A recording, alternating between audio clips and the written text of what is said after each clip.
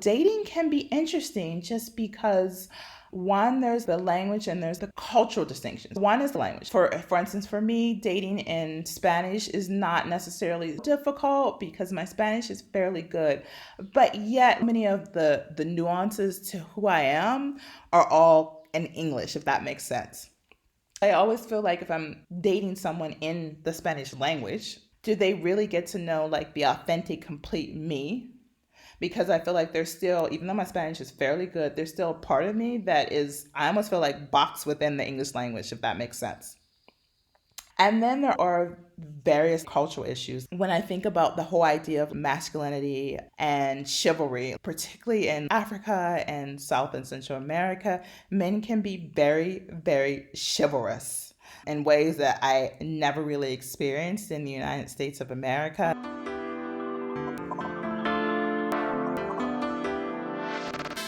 Hey everyone, welcome back to Flourish in the Foreign, the podcast that elevates and affirms the voices and stories of Black women living and thriving and just generally doing the damn thing abroad, while also exploring living abroad as a pathway to wellness. I'm talking about financial wellness, mental, physical, spiritual, professional, all of the wellnesses.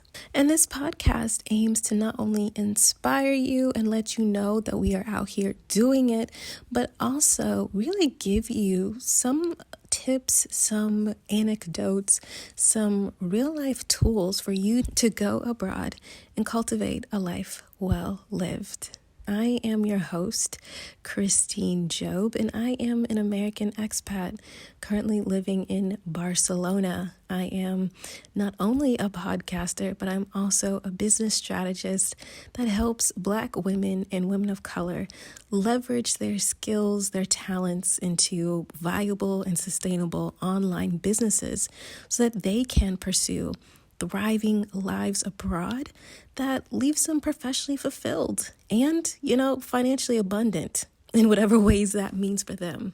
So welcome to the podcast if you're new. Hey, and if you are returning, hi, how have you been? Thank you so much for coming back. I appreciate you. And this year is going to be super dope. I just want to tell you guys that right now. I am so hyped for 2021 and Flourish in the Foreign.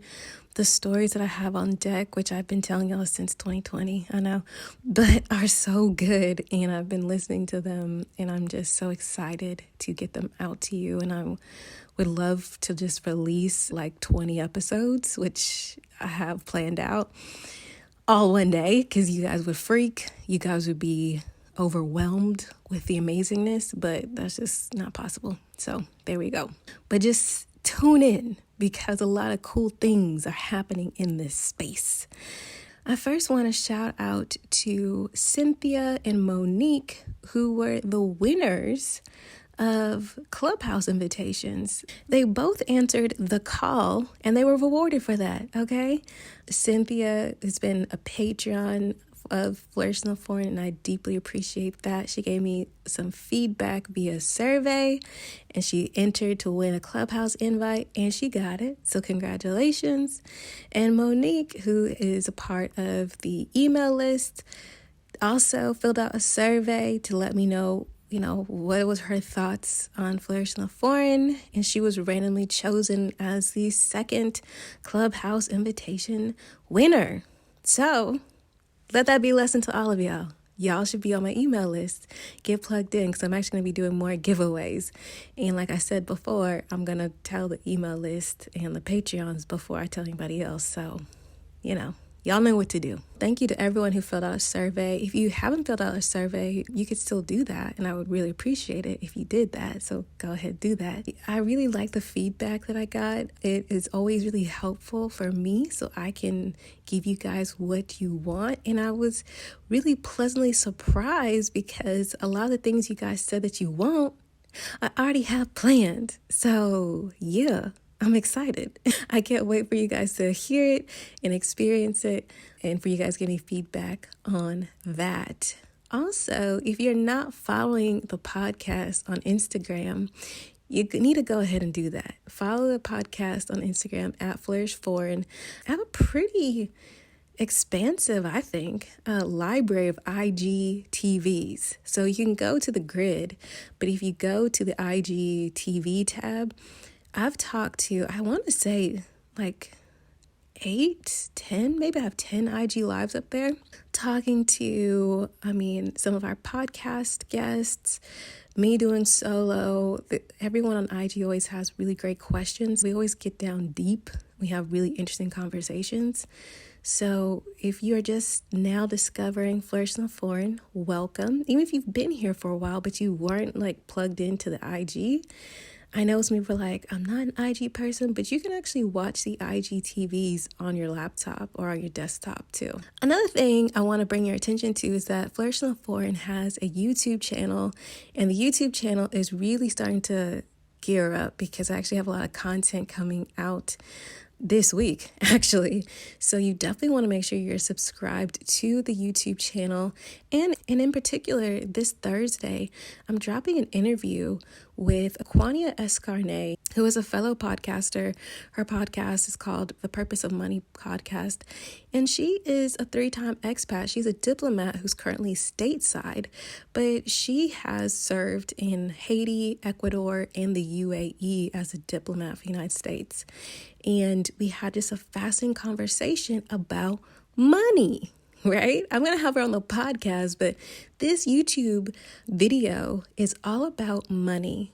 And because she's a financial coach, and she really broke down how she managed her finances as a single woman abroad, a married woman abroad, and with a family abroad. And just some things that we need to think about when we're not only trying to manage our finances, but also if you have a goal to build wealth abroad and what that actually means, building intergenerational wealth as well. She is a badass. She knows what she's talking about.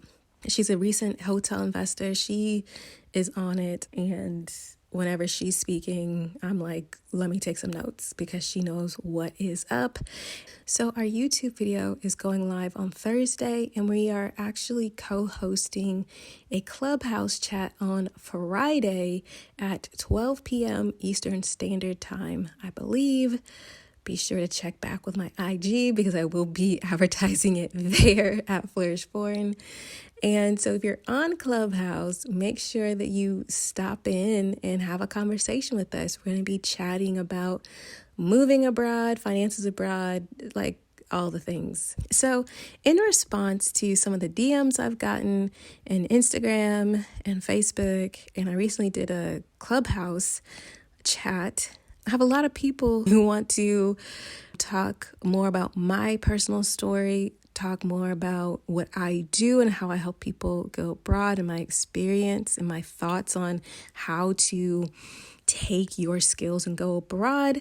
And I'm like, cool, but I can't talk to you guys all individually, right? But what I can do is I can have a little like mini webinar or something, like a chat.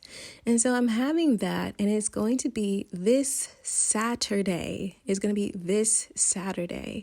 And the only way for you to sign up for this chat is to go to the website and also make sure you're on the email list, because if you are interested in chatting with me about going abroad and what that looks like and how it works, this is your opportunity. So I will be talking about my experience moving to Spain, living here in Barcelona. I'll be talking about leveraging my skills. Some of you guys know I have a business degree, and I also have a law degree, and I've worked for myself, and how I kind of landed boots on the ground, networked, and then flipped it into my life now. And also, I can really bring in a lot of insights from a lot of the ladies I've interviewed.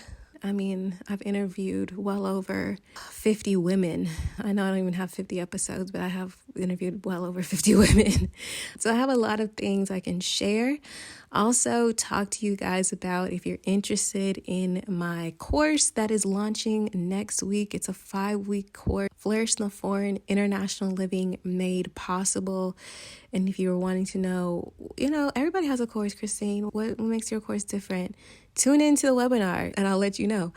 So that is happening. Or if you are interested and you're just like, Christine, you say you're a business strategist, you've worked in this field for 9 years, you have clients all around the world, which I do.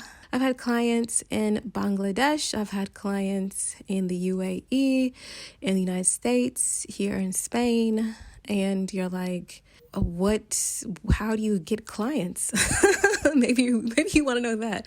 Or maybe you're like, I've heard about your 12-week sprint. It sounds intense. It is.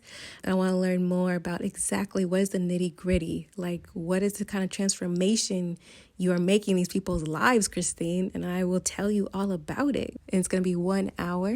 And for all the details, you'll definitely want to go to the website. You want to go to the link in the social media bio. Or if you're on the email list, you've already been emailed about it. Oh my goodness, that was so much. But let's talk about how you can support this here podcast briefly. So, Flourish in the Foreign is a labor of love, but labor nonetheless. And that is why I ask you to please support this here podcast. You can support the podcast by becoming a Patreon of the podcast at www.patreon.com/flourishforeign. You can cash out the podcast, which is basically like a tip jar, at $flourishforeign. You can place an ad with the podcast. If you have a business or service that is in alignment with the podcast and you're like, hey, I want people to hear about me, come on down. You can go to www.flourishintheforeign.com/contact and we can chat. And if you want to contribute to the upgrade of equipment for the podcast, you can do so via the Amazon wish list, which you can find links to on the support page for the podcast, www.flourishintheforeign.com/support. All right, I've given you so much information today because I love you and I care about you. So there's that. On to the next episode.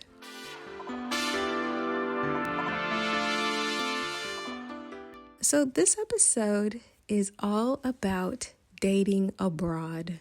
Yes, it is one of the questions that I'm asked all the time, and it's always brought up in living abroad forums in some kind of way. People want to know, what's it like dating abroad, and that's what they want to know. And it's important because part of your holistic wellness is obviously partnering. If that's important to you, if that's part of your life visioning, it's important. And that's why I did this episode. So this episode is a compilation of 14 of my past guests who answered the question, what's it like dating abroad wherever you are? And they didn't hold back. So first up, we have Nubia of the Chronicles Abroad podcast and all the other amazing things that she does. And although she is currently based in Tulum, Mexico, she is ordinarily, kind of pre-COVID life, a digital nomad. And so I asked her what it has been like dating around the world. I think it was a little bit more difficult for me because now I'm in my 40s. My generation, the Generation X community, we're out there, but a lot of us who are traveling are either traveling with our families or traveling with our mates or just on different trajectories in our lives. It's the Generation Y and Z who just leave university and they're just globetrotting the world and they're partying and they're having fun and they're able to find this love and connection abroad. I just haven't found that. Also, not only am I African American woman over 40, I'm an African American woman who's a lesbian and over 40. There was all of these things that I won't call them roadblocks, but I just would say that it was just a little bit more difficult for me to find that community or and I don't typically I haven't had relationships outside of my race. It wasn't that I was seeking other ethnicities either, but I would have been more apt to date somebody else had I dated men and had I dated somebody who is of a different race. Nubia identifies as a lesbian woman, and I wanted to know how that has affected her travel decisions and how she is treated abroad. The thing about that is being a woman who loves women that has nothing to do with me going to a country and understanding their cultural norms, like I stated. I'm not going to go into Dubai and try to hold someone's hand that is of the same sex. I'm just not going to do it. I don't care how much you want to say you love me, this, because that's disrespectful and it can get us killed. Do you understand what I mean? You have to understand the countries you're going to, period. It's not necessarily accepted that much in the States, depending on what state you in. At the end of the day, I just am a woman first. Then I'm a Black woman. Then I'm a lesbian woman. Does that make sense? When I walk into a room, I don't have the gay flag across my face or tattooed on my forehead. I don't do that. And on top of that, I am not masculine identified. It doesn't show outwardly as if some women who might be more masculine of center and wear masculine clothing. To that extent, yes, you have to be mindful and careful of where you go. For instance, I would just say the UAE or the Middle East in general, you could be arrested for what they call gender impersonation. A woman wearing male's clothing is not received well there. Now, as a tourist, you have a little bit more leeway because you're putting money into the economy. But it's when you're living there or you're outside of like the tourist places, even as a straight woman, you can't go to the Middle East with your boyfriend, let's say. You're not married, you go to a hotel and there's only one bed. Absolutely not. Absolutely not. That is a no go. That can get you locked up. Premarital sex in a country that doesn't believe in it, that's against the law. And a hotel may or may not call the police on you, or they may or may not reject that room and say that you need two separate beds or two separate rooms. There's all these things. People need to understand that with travel comes educating yourself. You have to educate yourself. Don't just go somewhere blindly because you're looking at somebody's IG pictures and think like, "Oh, I'm just going to go there because it's beautiful." Understand where you're walking into. Understand the culture of that country. Understand that sometimes some of these IG pics are totally disrespectful to that country. Depending, Thailand's good for stopping you at the airport. Thailand is good for stopping you at the airport. China monitors all the social media that goes in and out of that country. You have to be careful. We all know about the guy who went to North Korea and stole the propaganda, got arrested, and they shipped his ass back to the US and he died immediately. Things like that is real life. They don't play. You can't go to a country and disrespect their cultural norms, period. I don't care whether you think it's right or you think it's wrong. Next, we have Rachel, who is here in Barcelona. She is from Jamaica, and she came to Barcelona to pursue her PhD, which she already earned. So I guess I should say Dr. Rachel. Yes, Dr. Rachel.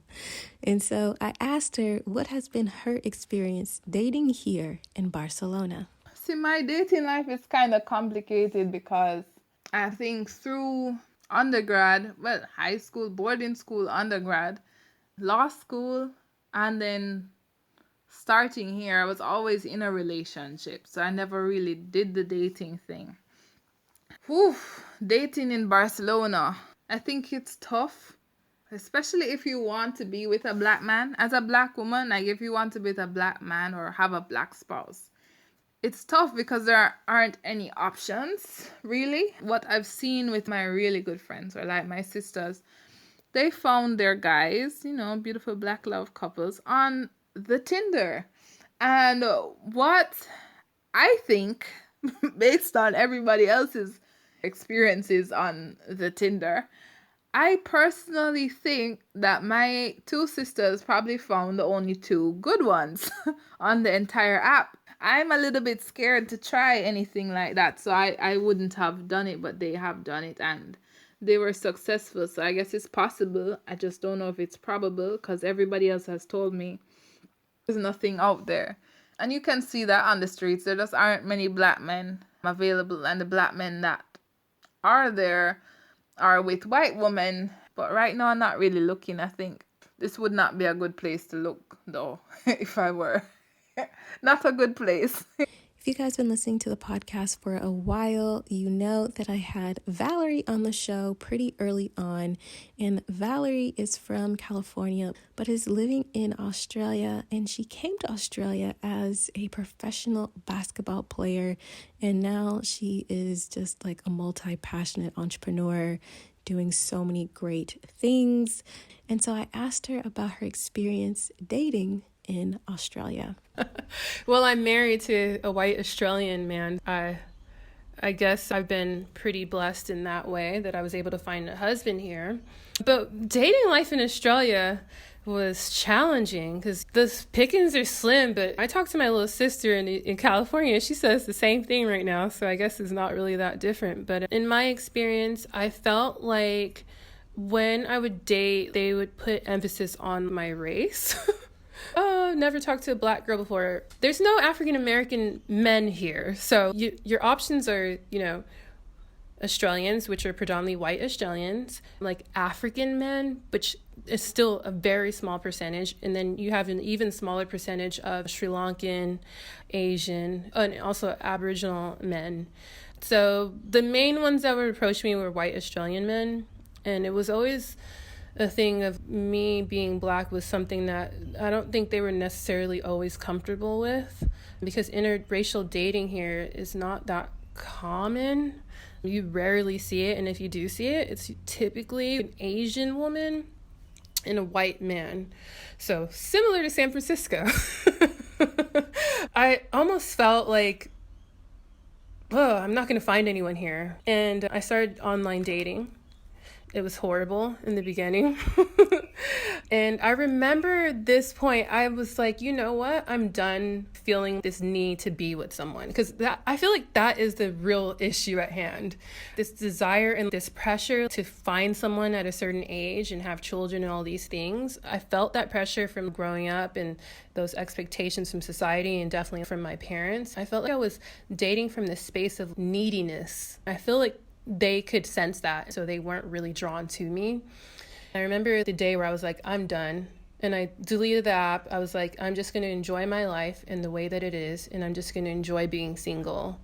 As soon as I did that, I met my husband. It's just so funny how things come to you when you let them go.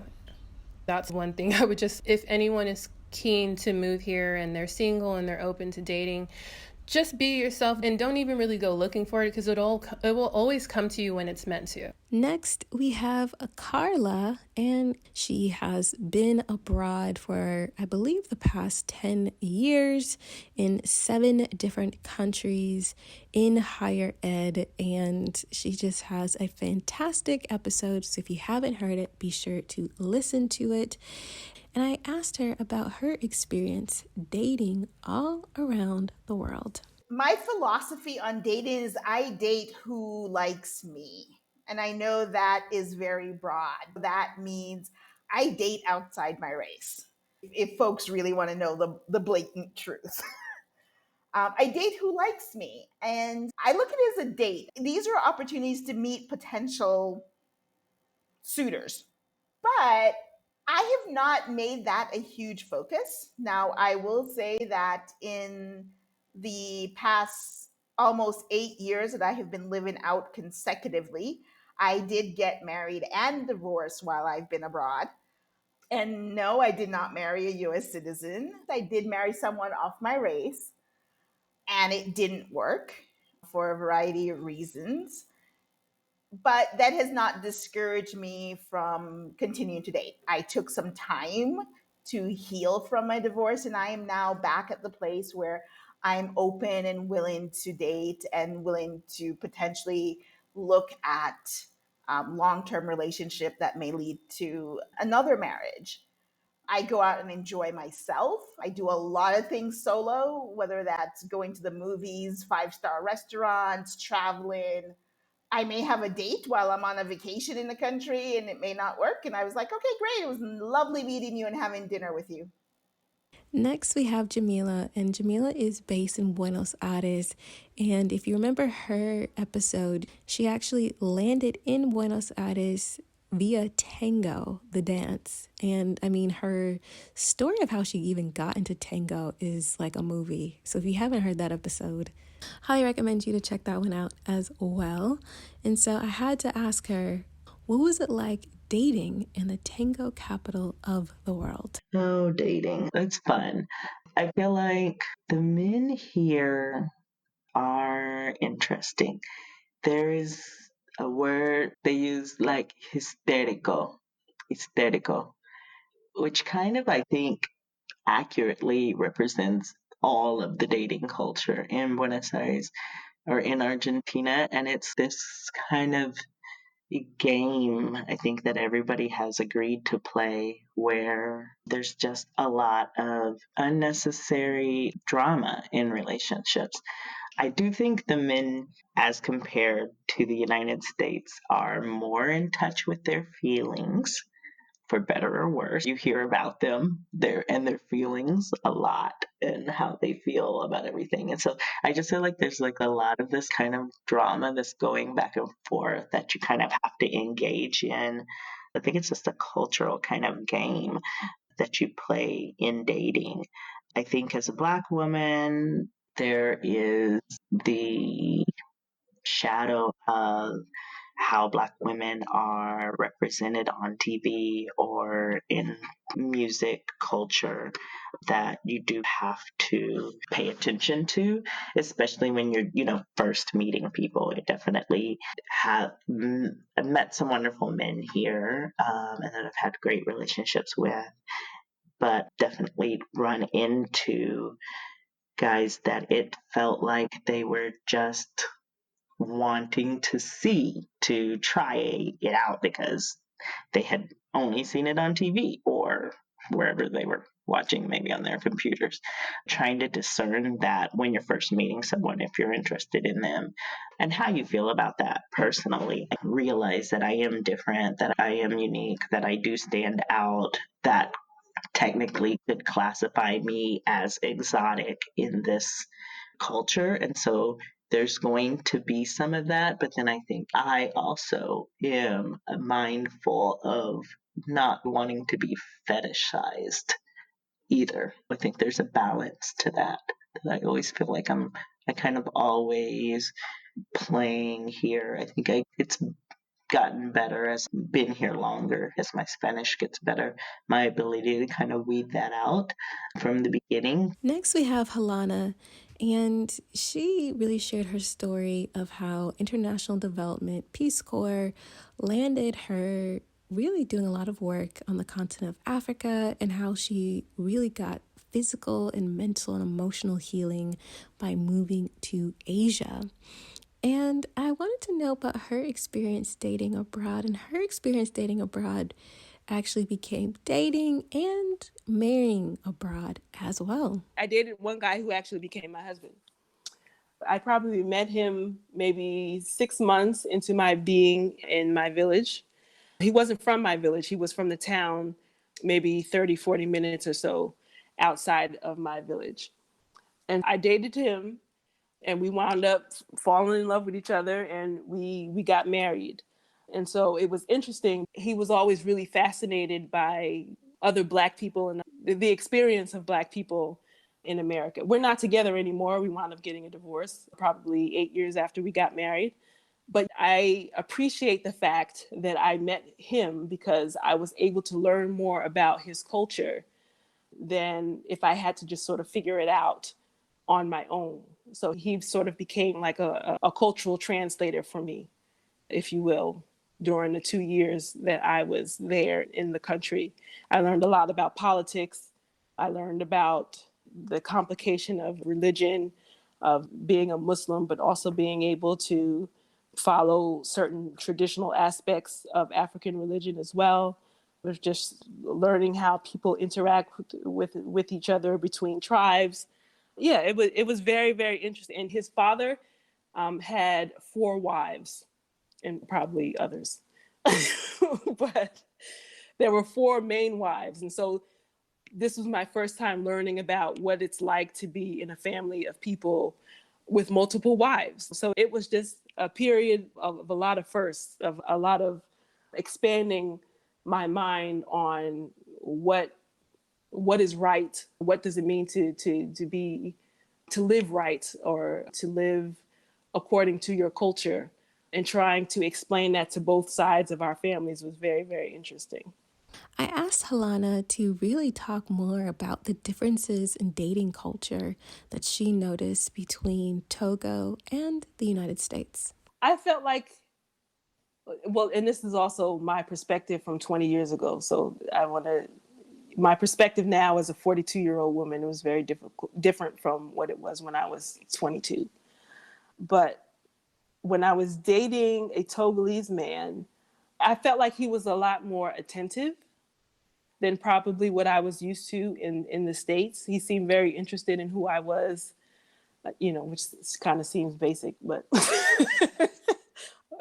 but even today, a lot of American men, they're just not, I don't feel like they're very interested in who you are and what it is that you'd like to do. But they're very good at the chase of running, the chase. They like the chase of you saying, I'm not interested, no, thank you.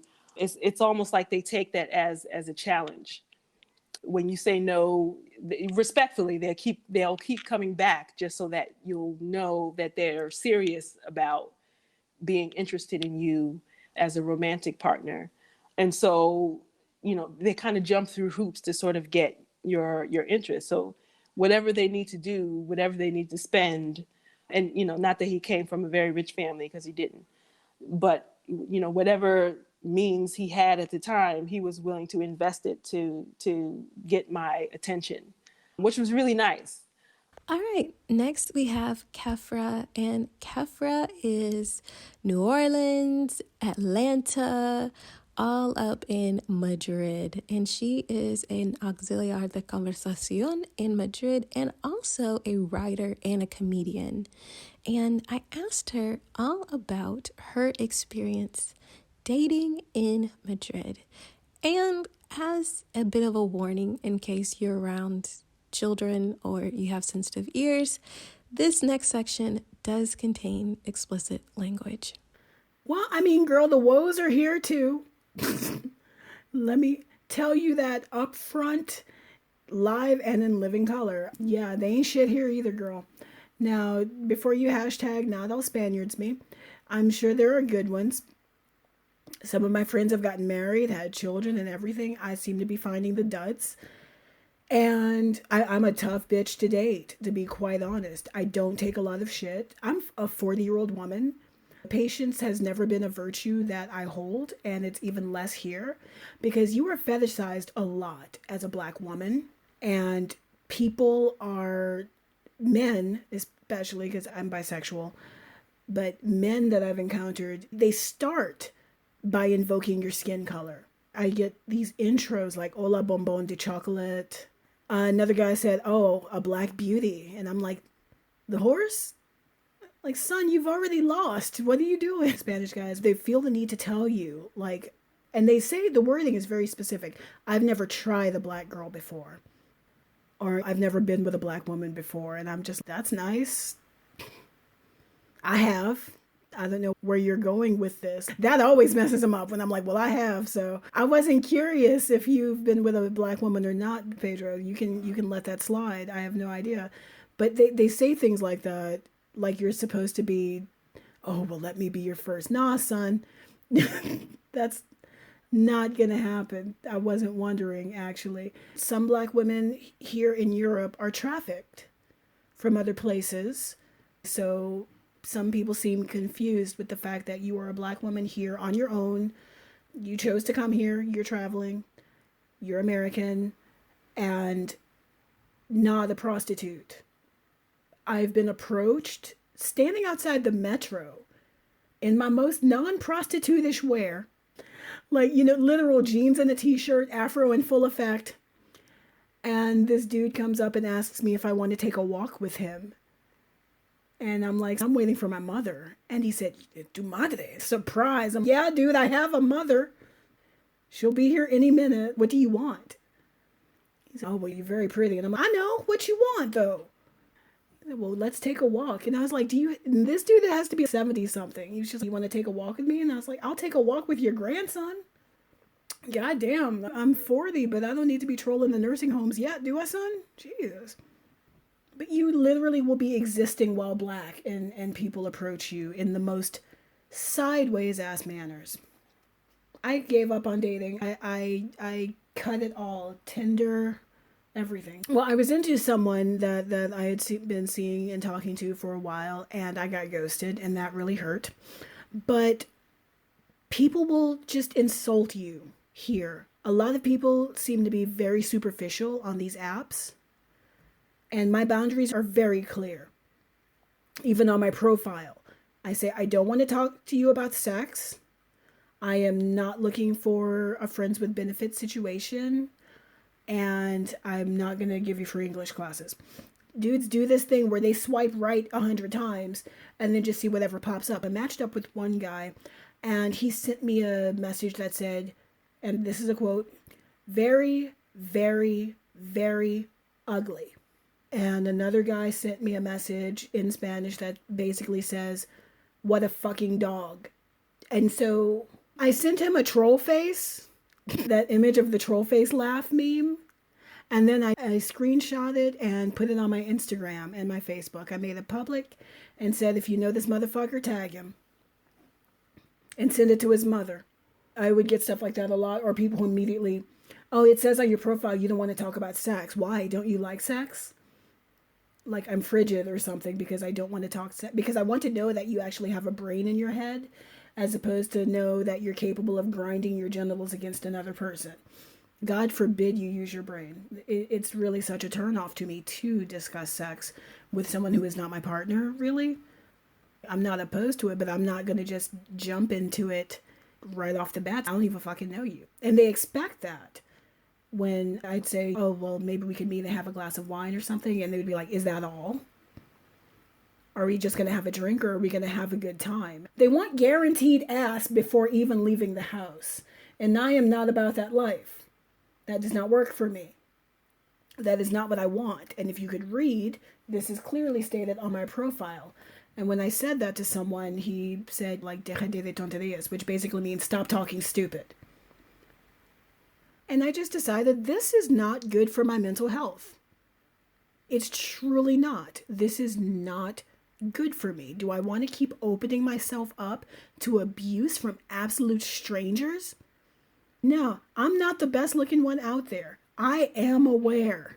I got more rolls than Pillsbury at times. I know this. These are things I am open and honest with and have written articles about.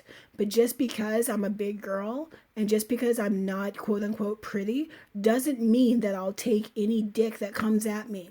It doesn't mean I should be grateful that you even spoke to me. And it doesn't mean that you get to abuse me. Absolutely not. I will not stand for it. And when you put boundaries down and when you let people know that you won't take their shit, they get angry, they get offended, and in their feelings. And I'm just not here for it. Fuck their feelings. I have them too.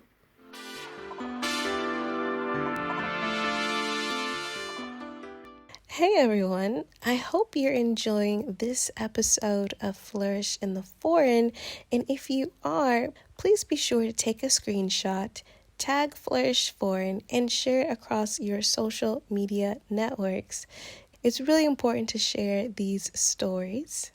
Since you are enjoying this episode, be sure to support this podcast by becoming a Patreon supporter at www.patreon.com/flourishforeign, tipping the podcast via Cash App at $flourishforeign, or purchasing an item off of the podcast Amazon wishlist, which you can find at www.flourishintheforeign.com/support. All right, on to the rest of the show.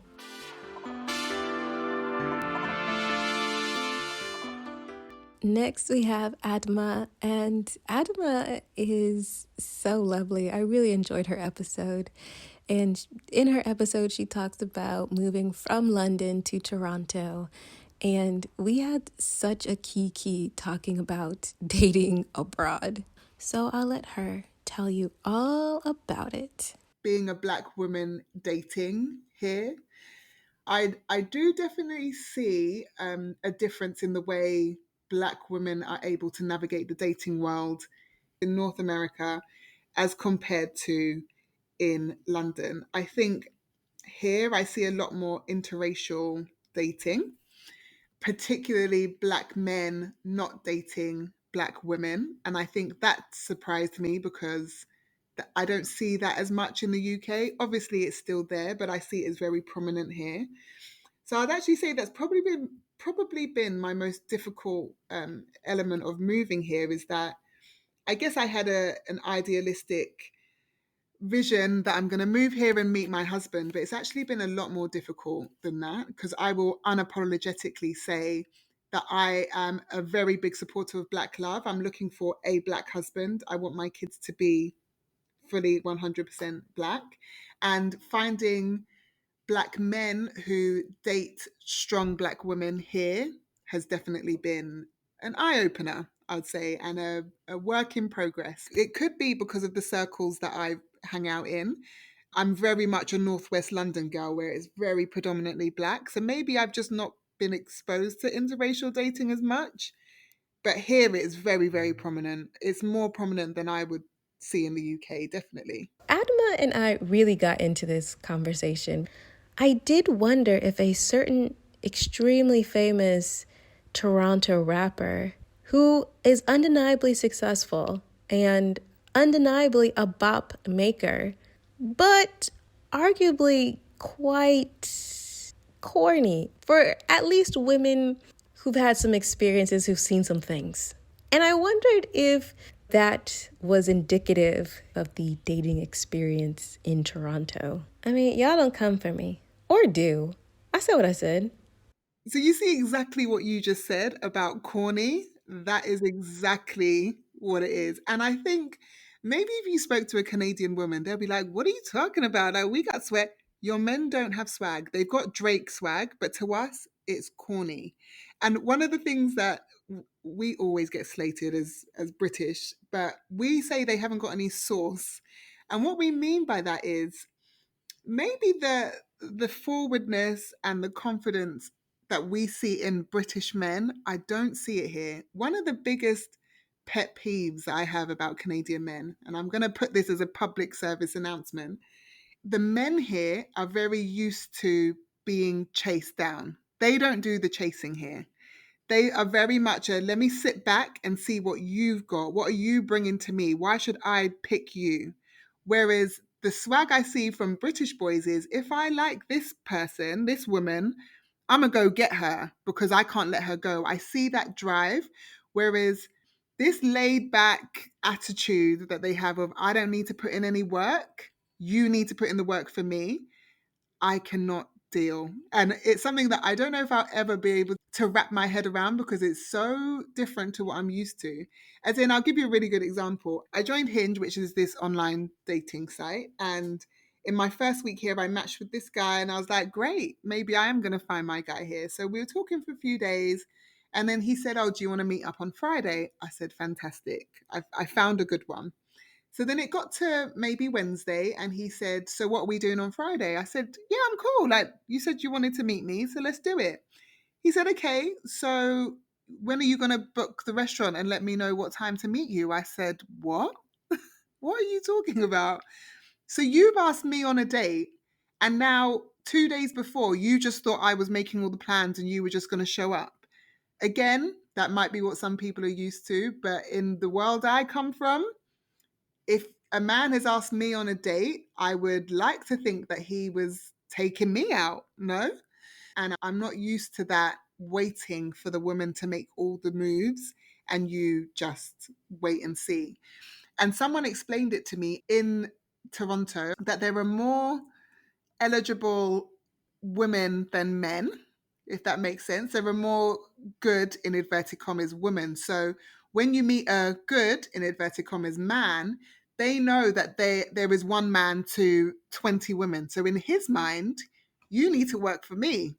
I can pick between this bunch of you and you haven't got many options. So what are you going to do to be the one? Whereas I'm not in competition with anybody, you know. I will put my best foot forward, but I also expect you to put your best foot forward. So when we say you haven't got any sauce, if I'm having to text you all the time, or I'm having to call the restaurant to make a reservation, or I'm having to say good morning to you before you think to text me, do you know what's not going to happen? You're not going to hear from me because that's not how I move. That's not how I want to be treated. And I don't think this is only my experience. Speaking to other friends I've met that have moved here, that is their one complaint about finding a man in this city, is that they are just too laid back. All right, we now have Frances, the other host of the Chronicles Abroad podcast, and also she does so many other wonderful things as well. If you haven't checked out her episode, what are you doing? Because her episode really, really talked a lot about mental wellness while abroad, which is so crucial. And so I asked Frances about her experience dating abroad. I identify as a queer woman. So, I mean, finding another queer community is very difficult abroad. There are some pockets, like Thailand is very queer friendly. So you'll find a lot of people, along the rainbow spectrum there. And it's one of those things that maybe people don't talk about, but people quote unquote tolerate it. And I don't like using that word, but you can be gay in Thailand, essentially, right? But that was something I had to think about because I was getting older, and being somebody who travels often, it doesn't lend itself to having stable relationships. And I remember meeting somebody before I went to Japan, but then not being able to continue because, I mean, she had no plans of moving abroad or anything like that. So you really have to find somebody who has the same kind of passion for travel as you. You need to find somebody who is okay with like uplifting their lives and becoming a little bit nomadic with you. So I came back to the States not only just for my son, but like to give myself an opportunity to date and maybe find somebody while I was out here that had similar interests and see if that would happen essentially. But it's one of those trade-offs.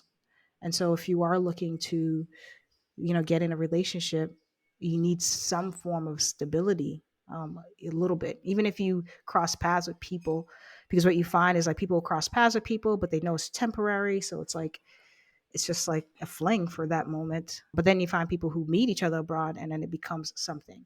So it's possible. I've seen it. I've heard it happen. Didn't happen to me, but I've heard it happen to people that I've known.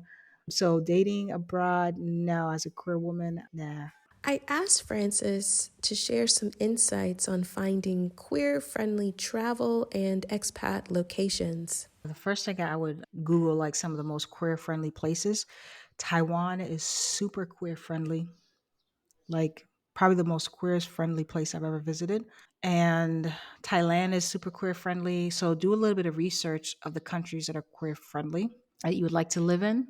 Obviously Germany is one place, and start doing that research. Sometimes it is a trade-off, right? I mean, Taiwan gets a little bit cold in the winter, so you may not have the luxuries of Thailand of being warm all year round. So figuring out what your lifestyle is and doing a little bit of research of where would be some of the best places. There are queer travelers out there, so I would definitely, hit them up, follow them on social media. But there are some places you just can't do it. There is no utopia.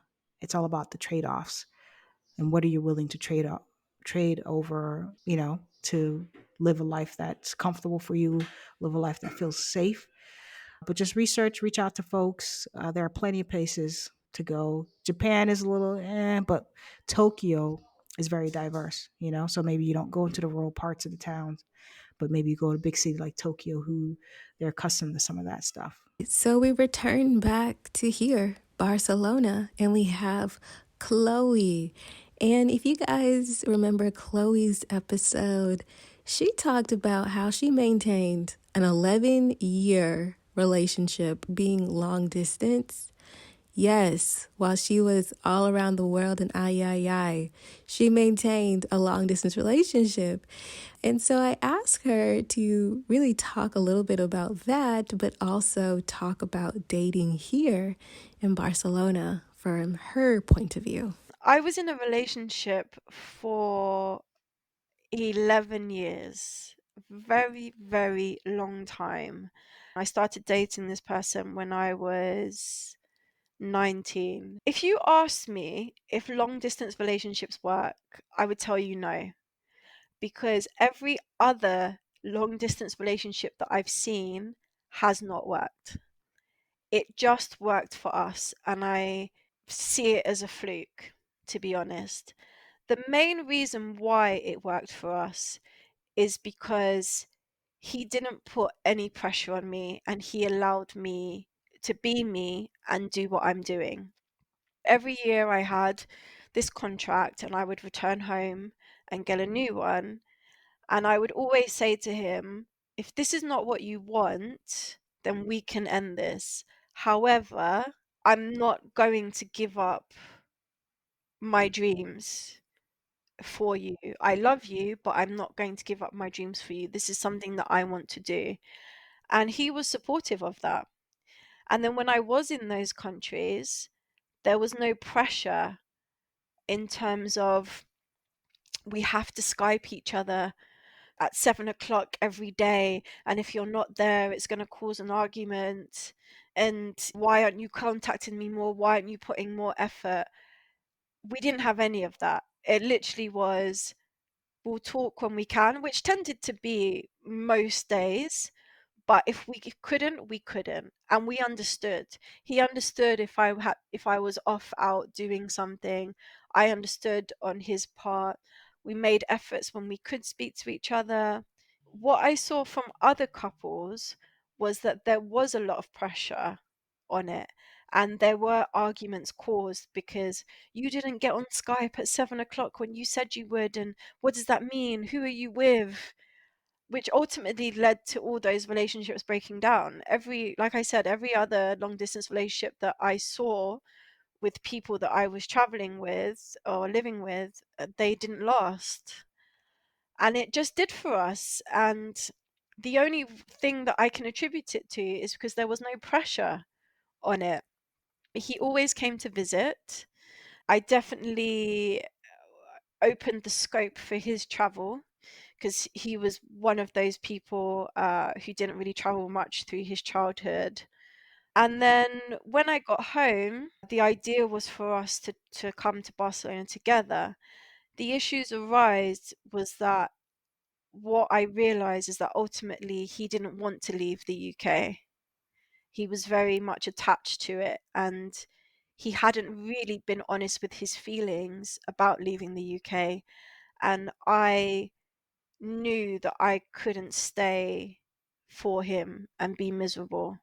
And there were many other issues as well, but that was part of it. And ultimately, I think through me traveling and doing various things and wanting certain things because of my travels, we became very different people. Really, I always say that the problems arise when we were actually living in the same country, not when we weren't. And then, yeah, I came to Barcelona single, and wow, what a trip. Initially, I was in no space to be dating. I was getting over this very long-term relationship that had really defined me as an adult, and I had to discover myself first, because even though I had gone off and done all these things and lived my dreams, I was still part of that unit, and I didn't know myself as an individual.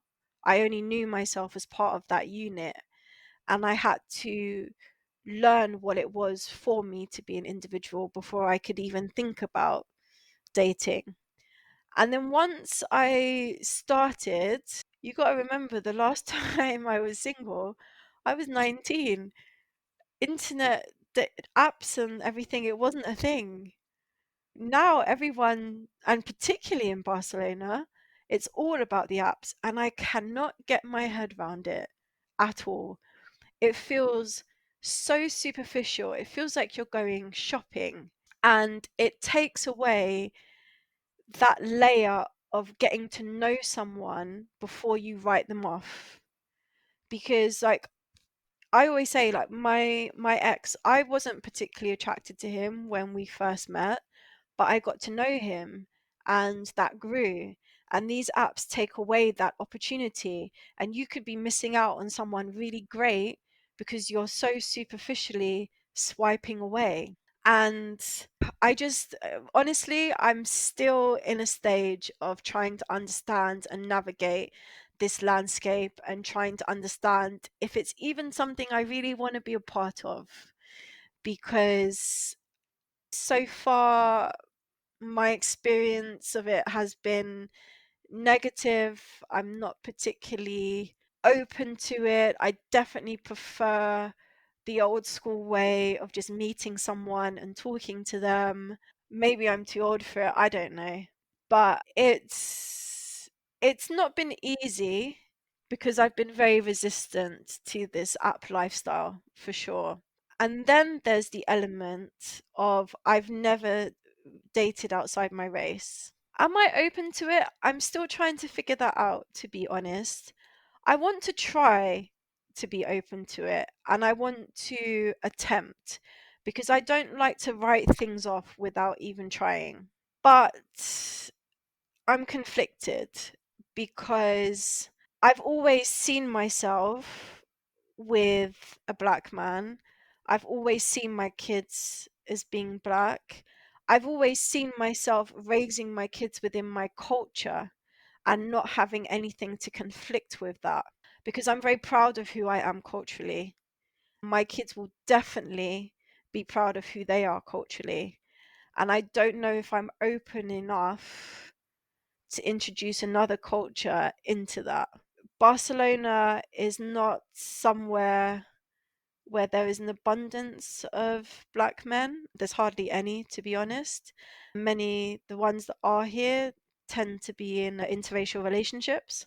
So I'm trying to navigate that dilemma as well. Catalan guys as well don't have a great reputation. They have a reputation as being mummy's boys. And then, there's the element of are they open to interracial dating? Because a lot of the time on the apps, I get, not even on the apps, in person, I get, oh, you're very exotic. And I'm like, what does that even mean?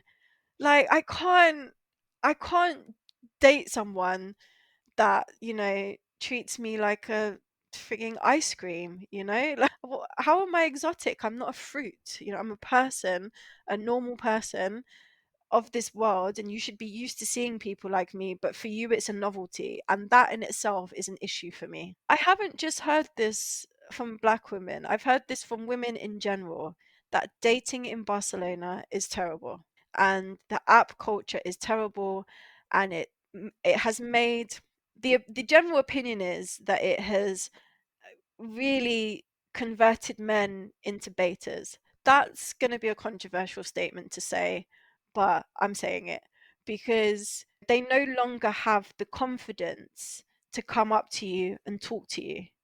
They'll look at you and then search for you on an app. Why wouldn't you come and just talk to me? Or they have an inflated level of self-confidence because they're behind a keyboard, behind a screen. And some of these men, the things that they're saying, you're like, I don't know if you're on a level to be acting this way. It's created a very confused culture as far as I'm concerned, and I don't like it at all. I don't like it. I've had men actively like stare at me and then matched with me on the app. Because I've just like swiped them to see if they match with me, and they have. I haven't even bothered to continue with that conversation because I'm just like, you could have talked to me face to face, and the fact that you didn't is problematic for me. And I have male friends that have said it themselves, like, oh, I saw this girl on the metro and she was so amazing, so I checked later to see if I could match with her. But why didn't you just go up and say hi? I don't get it. It's just it's eliminated so much natural interaction, these apps, and it's really sad. It's really, really sad. Next, we return to Australia with Itea. And if you remember Itea's episode, she was in the process of getting permanent residency. Now I believe she is like maybe one step away from becoming a citizen in Australia.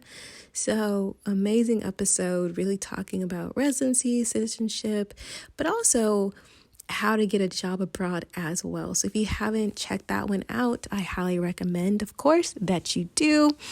But I did ask Itea about her perspective on the dating scene in Australia.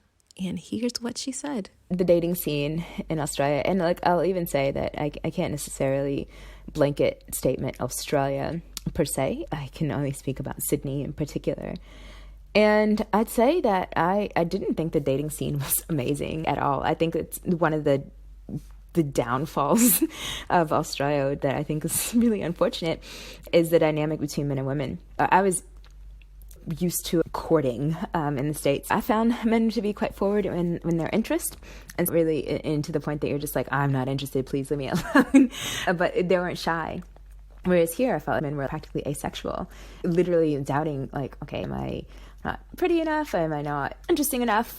What's going on? Are they interested at all? Do I need to be more forward? How do I need to navigate this? This just feels like a lot of hard work. There wasn't a courting scene. My take on part of what's happening is that there's a lot of single-sex schools. So my impression is that there isn't this healthy relationship that happens between young people at a young age in terms of how to interact with each other. It was very much, if you weren't in the same circle to begin with, whether that be a friend circle or work circle, or had some prior connection, then people were just a little less likely to come out of their shell and start new conversations. And that's whether it's friendship or romantic. In general, there was a lot more effort that had to be put into being like, hey, you over there, I actually, want to talk to you. I'm interested in you. You almost had to put a sign on your forehead. And that was new. I'd been posting on Facebook of how horrible of a time I was having on the dating scene. And I would say this is not just Australians that I was dating, it's foreigners that were living in Australia, but there's something about Sydney that was bringing this out of them, I feel like. But my boyfriend and I had become Facebook friends due to mutual friends kind of earlier in the year, and he had been seeing my trials and tribulations on the dating scene and occasionally would like something or comment on something, but we hadn't actually met in person yet. It was quite like later in the year that we met in person, and I just went over and thanked him for something he had helped me with earlier in the year and said, hey, it was nice to meet you in person. And then from there we started talking some more and then eventually started dating. But it was definitely a hard slog in the beginning, like, to the point that I was just like, I think I'm just going to become a lesbian. It's just easier. Like, I don't know. It's just the male dating scene. It was not it at all. Next, we have Annabelle. And if you remember Annabelle's story, she is Jamaican and she's currently living in Japan as an architectural designer. In her episode, we really talked about her experience with the JET program, but also her going and getting her master's in Japan and having amazing projects all around Asia as well, and how to land a job in Japan at an architectural firm, which, in my opinion, is not for the faint at heart at all. But I did ask her about her experience dating in Japan, and she had some thoughts. There's a very shallow understanding of what Blackness is, and there's the over-sexualization of Black women, fetishization of Black women. You'll have Japanese guys who they'll just want to try a Black girl, I guess. You have guys who are into hip-hop culture or dancehall culture and they want to have a Black girlfriend to just seal the deal and prove how Black they are. I've seen a lot through just hanging out with other Black women and just swapping stories, and it's just so bizarre all the time. For me, my problem with dating in Japan is that for me it's basically been non-existent. I find Black women tend to be very educated and tend to really stand firmly in what they believe, their thoughts, their worldview. They don't live passively, at least the Black women I've interacted with in Japan, Nepal.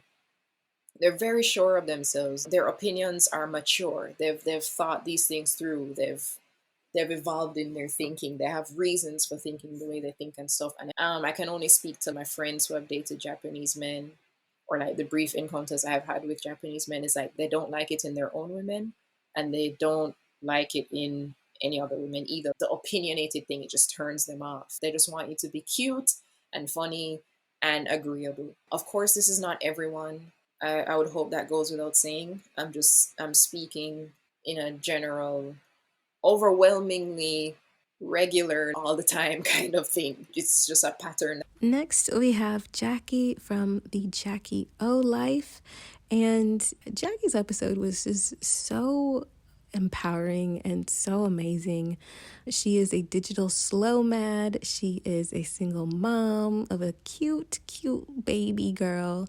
And she just really dropped so many gems in how to really take control of your life and to really steer it in the direction you want it to go. Again, if you haven't listened to her episode, you definitely want to. But here are her thoughts on dating abroad. The highs and the lows about dating abroad.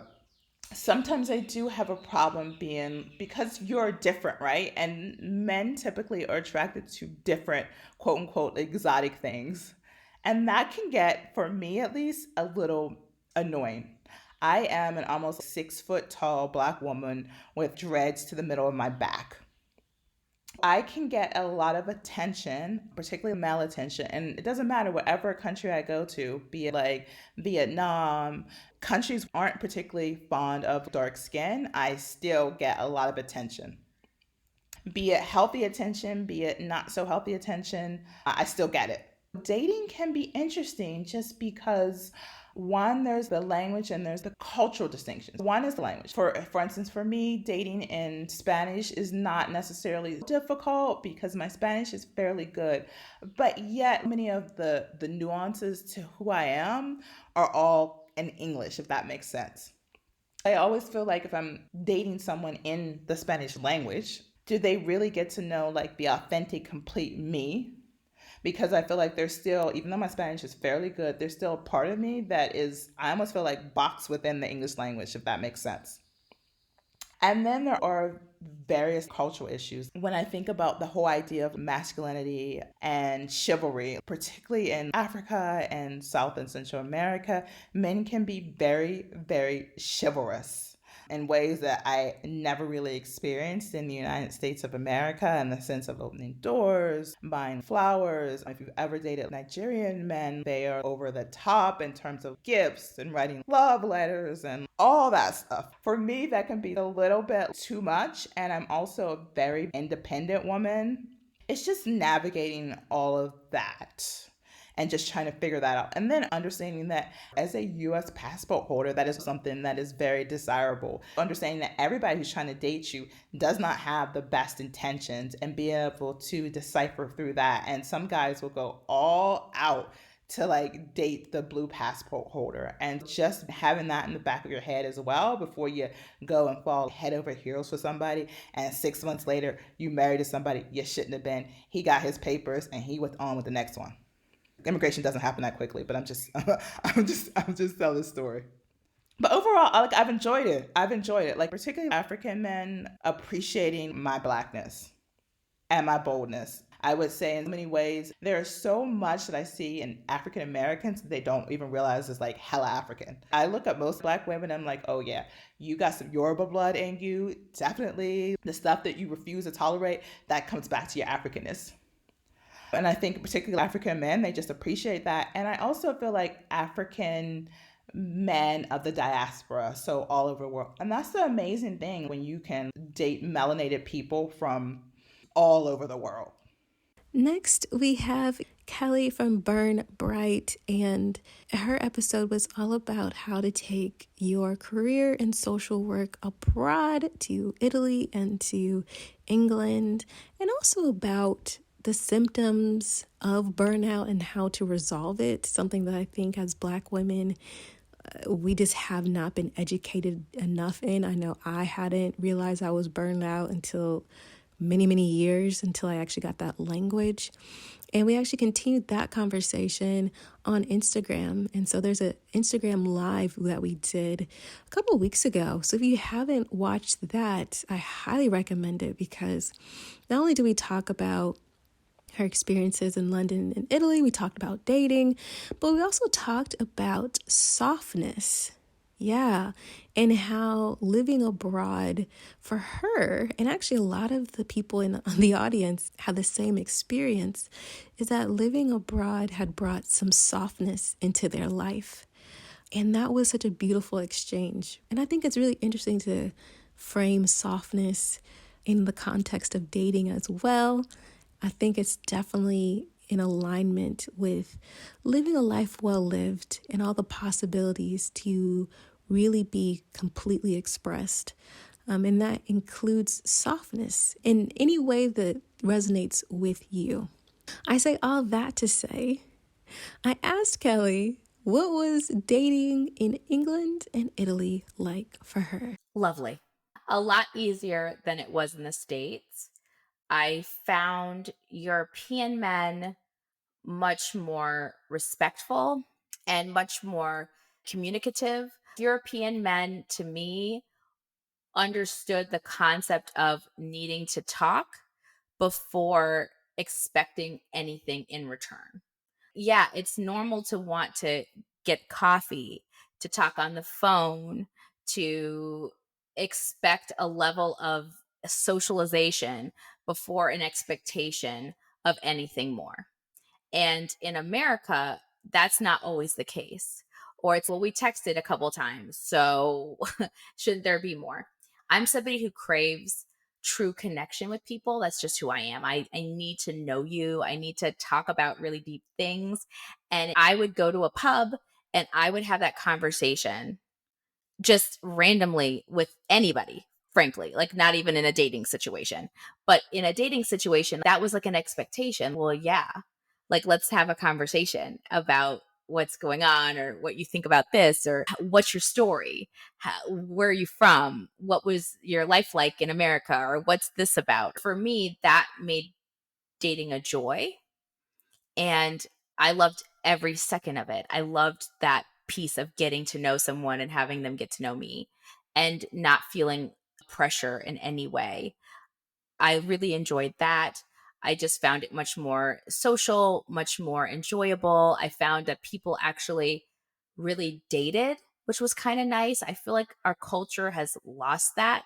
There is an art to dating, and I feel like Americans are losing that to a degree, that we don't really date anymore.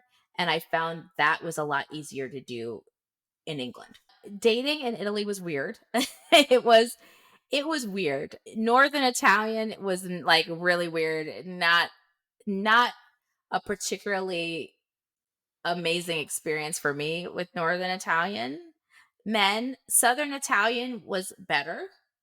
And then a lot of times I ended up dating other European men, just because for Northern Italian men, all the things I mentioned about what my experience was of them, and they're in the weirdness of interacting with women who are single and then Black women who are single. It was just weird. Like, it was really hard to kind of make small talk with them because it wasn't a small talk culture for Northern Italian men. Southern Italian were much more friendly, much more outgoing, much more like, how are you? And much more forthright and like joking and jovial and much more lighter. I found some of the Northern Italian men a little too serious, but again, that was my experience. I don't want to broad brushstroke. Some people found great experiences with them, not particularly me. I found Southern Italian men much more fun and engaging. Like the Florentine men and further down were lovely. Like the men from Florence and further down were fine. But as a whole, I really didn't have a lot of great dating experiences with Italian men in general. I mostly ended up dating men who are from other countries in Italy. I hope you enjoyed this episode. And if you are like, I need more about this, let me know. Because I actually was thinking that maybe it'd be helpful if I had a YouTube live. Maybe I had like a round table discussion about dating abroad. Maybe I can get some of the ladies that are featured here and we can talk about dating abroad. Tell me if that would be interesting to you. Email me, drop it in some comments. As always, please consider supporting the podcast via Patreon at patreon.com/flourishtheforeign. Cash out the podcast, $flourishforeign. And if you want to contribute to the upgrade of the podcast equipment, you can do so via our Amazon wish list, which you can find at www.flourishtheforeign.com/support. Be sure to subscribe to the YouTube channel, subscribe to this podcast, and follow the podcast on Instagram at flourishforeign. Yes. If you have not left a review of the podcast, go ahead and do that too. Appreciate you. And of course, share the podcast far and wide. If you want to join in the chat I'm having on Saturday, be sure to be plugged into the email newsletter so I can send you the information, and check out the links in the social media bio as well. Do that. Check out my Clubhouse chat with Aquania Escarnet this Friday at 12 p.m. Eastern Standard Time. Make sure you're following me on Clubhouse at Christine Job. That's at CHRISTINEJOB. And if you are ready to go abroad and you just don't know where to start, I highly suggest joining me in my 5-week course, Flourish in the Foreign, International Living Made Possible. We're really going to talk about intentionality. And by the end of the course, you're going to have not only a vision and a dream, but you're going to have a plan, okay? And you're going to have next steps for either getting a job abroad, if that's what you want to do, or starting to really sketch out and really start going after creating a business to take you abroad as well. And it's cool because you'll be chatting with me every single week. It'll be very intimate and it'll be really fun. And I'm really looking forward to it. So if you're interested in that, get at me. And of course, if you think you're ready, to really take your business, either scale your business or to develop a business that will take you abroad, that will have you professionally fulfilled, financially abundant, and you're interested in my intense, but, gets the job done 12-week sprint. It's a sprint which helps you get clear, confident, but also actually get a sale.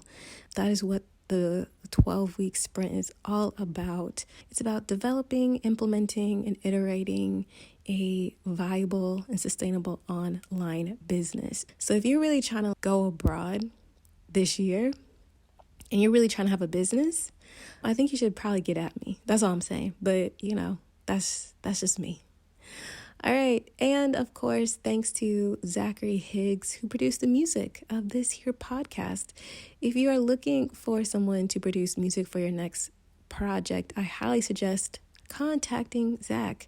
He's really fantastic and I highly recommend. All right. That is it for this week. Take care of yourself in the midst of insanity.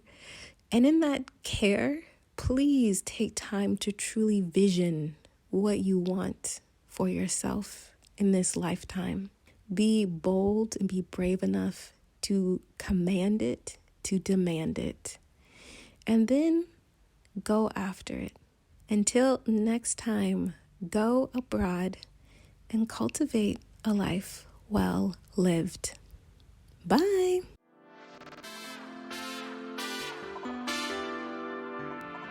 On the next episode of Flourish in the Foreign. The thing is, in Africa, people speak so many languages because we want to speak with everybody. So, and if I go to Gabon, I will speak French. And then in Gabon, they have like 9 different provinces. And then each of these provinces have their own language. And then French is the national language. So you speak French, and then if you go to Equatorial Guinea, you have the Bubis, you have the Fang. They also have their own language, the dialect. Plus, they will speak Spanish. Spanish in Equatorial Guinea is the national language, but each province have their own language. So in Africa, people speak different language, and you don't need to go. You don't need to go to school to learn them because you just communicate with the people around you and you pick up a bit of this,